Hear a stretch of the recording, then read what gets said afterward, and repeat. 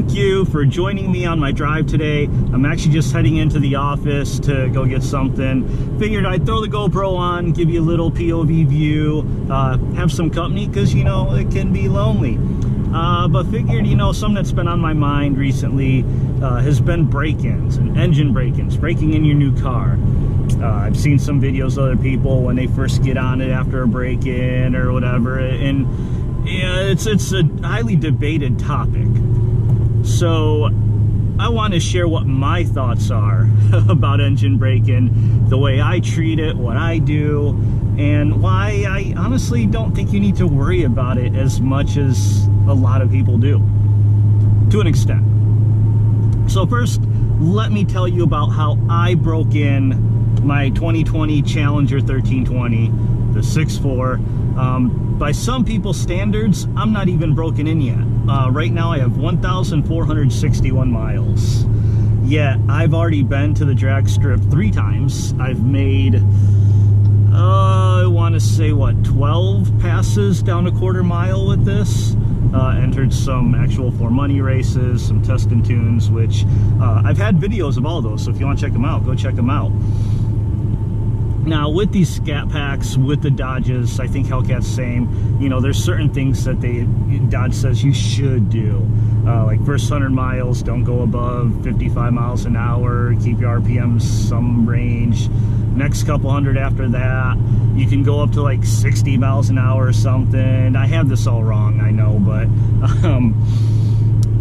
it's in your manual, so you can see where it is. And then once you hit 500, things get a lot more lenient. They say you can drive more normally, but don't take it to the track. And then 1,500 miles, you're pretty much good to go. Although some manuals and some people say, well, you still don't want to track it. You still want to take it easy till about 3,000 miles.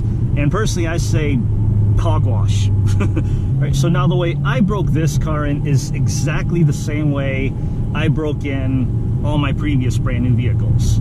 Now for the first 500 miles, I do take it a little easy by my standards. So what do I mean by my standards? Well, there's no babying, there's no Sunday driving. I drive extremely spirited. I take off hard, I stop hard, I do all that. From the get-go, I always do that. Now, I don't necessarily always go 100% wide open throttle, but I will go periodically 80-90%. So I will gun it fast. I will get up to like 80-90% RPM, so maybe not all the way to red line, but you know, 52, 300 or so.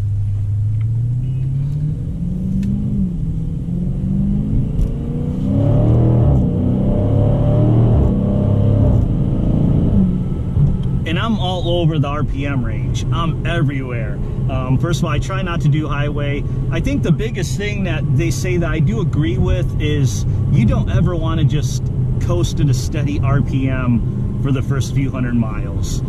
That is one thing I definitely agree with. You don't want to do it. You want to vary the RPMs. But I also feel like you need to get them up high.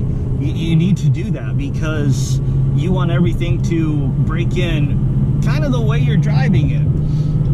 And then once 500 miles hits, it's game on. At that point, do whatever. The first time I went to the track, I think this thing had about 700 miles. I didn't wait till 700. I would have gone after once I hit 500. Just the timing, that's how that worked out. Now there's one other special thing that I did do, and actually still do, with this specific car. And that is, this car does have MDS. And I have a whole nother video where I talk about MDS, what it does, how it works. Essentially, it just cuts off fuel to 4 of your cylinders. Of course, 4 of your 8 cylinders are still moving, but they're not getting any fuel, they're not getting a spark, there's no combustion happening. To me, I don't understand how that could be good during the break-in part, because really for break-in, what it is it's seating the piston rings to the cylinder walls. And that's really the most important thing that the break-in does. And how are you going to do that if 4 of your cylinders aren't working fully? Because the pressures from combustion help in achieving that. But anyway, that's all I'll say on that. I'll link to that video where I talk about MDS in more detail.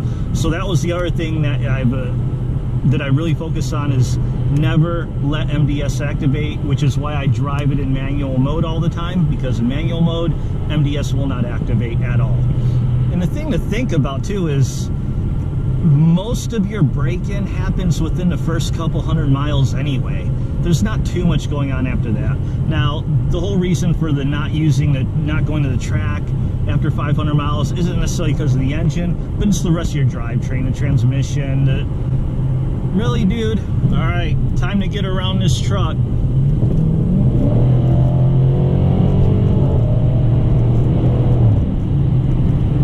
Okay, this is my 4th brand new vehicle I've had.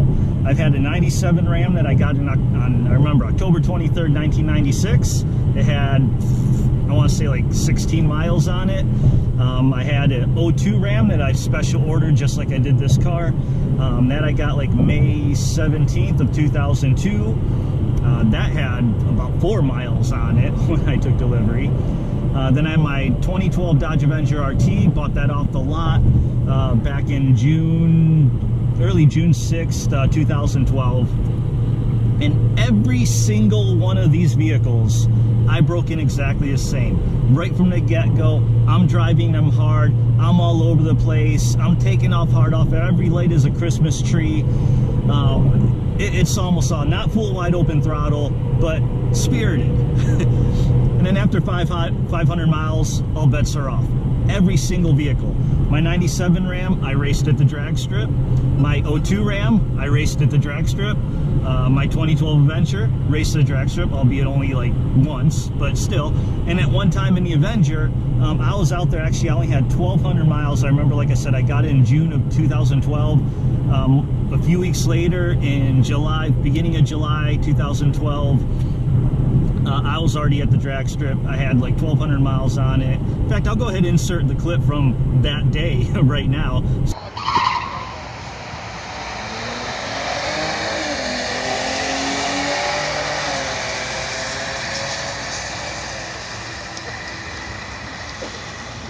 Now, with all 4 of these vehicles, I've not once ever, in any of them, ever had any engine problems.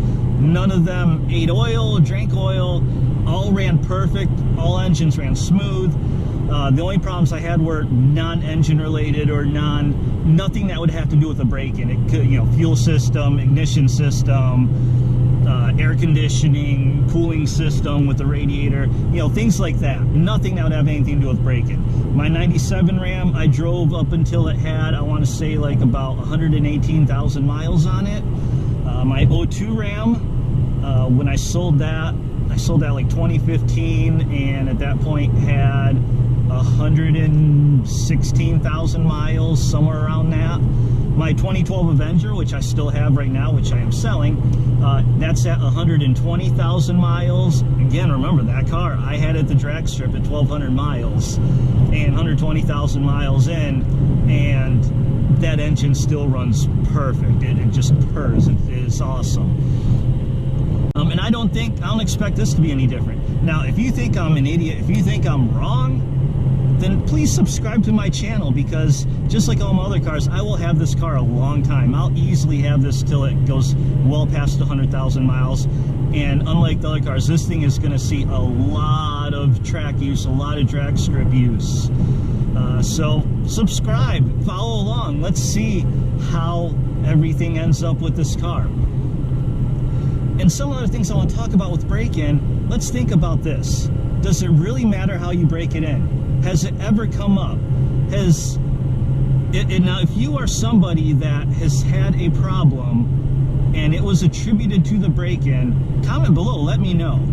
But I've never heard of that. I've been in all sorts of shops, body shops, not that it has anything to do with engines, service departments, dealerships. I've been around cars and everything my whole life, and not once I've ever heard something being attributed to break-in. Something goes wrong and then you're like, oh, well, I guess you didn't break it in the right way.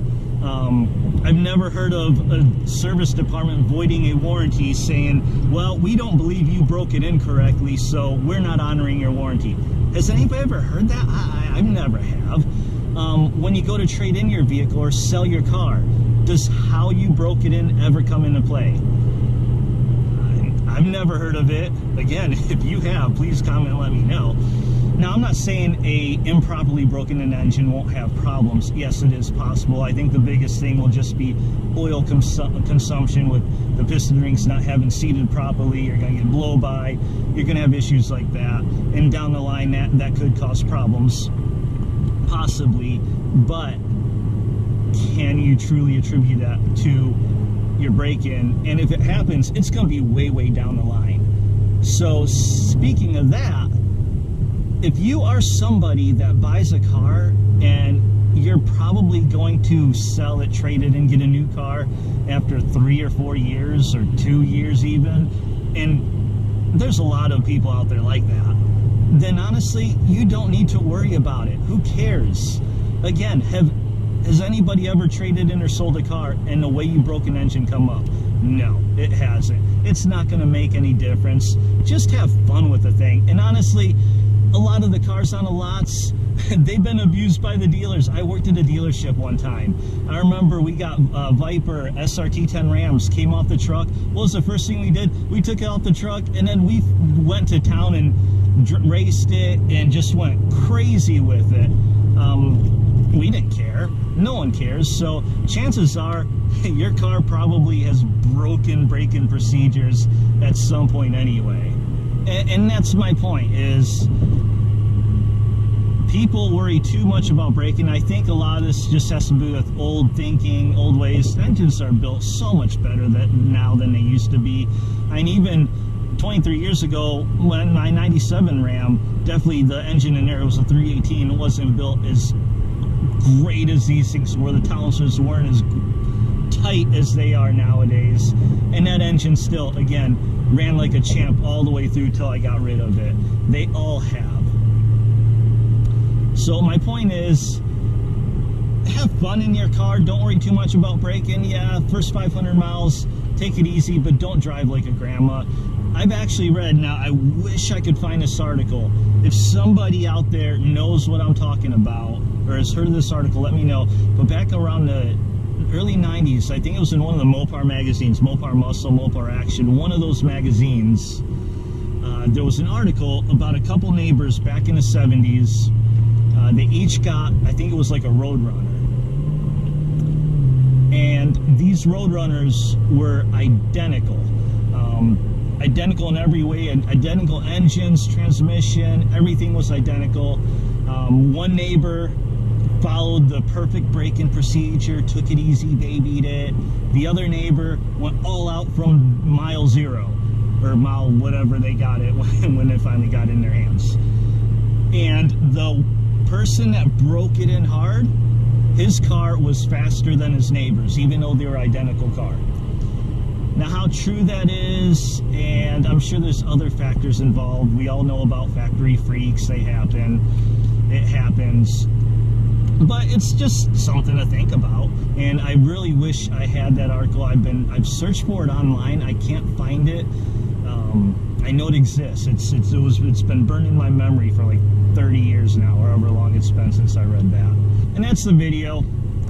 That's all it is. I just wanted to share with you my thoughts about breaking in your car engines.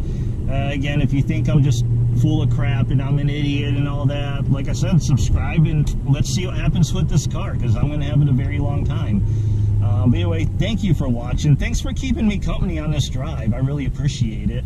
And as always, like, comment, subscribe, and I'll see you in the next one. Look at that, 1,500 miles. Guess I'm broken in and I can do this now.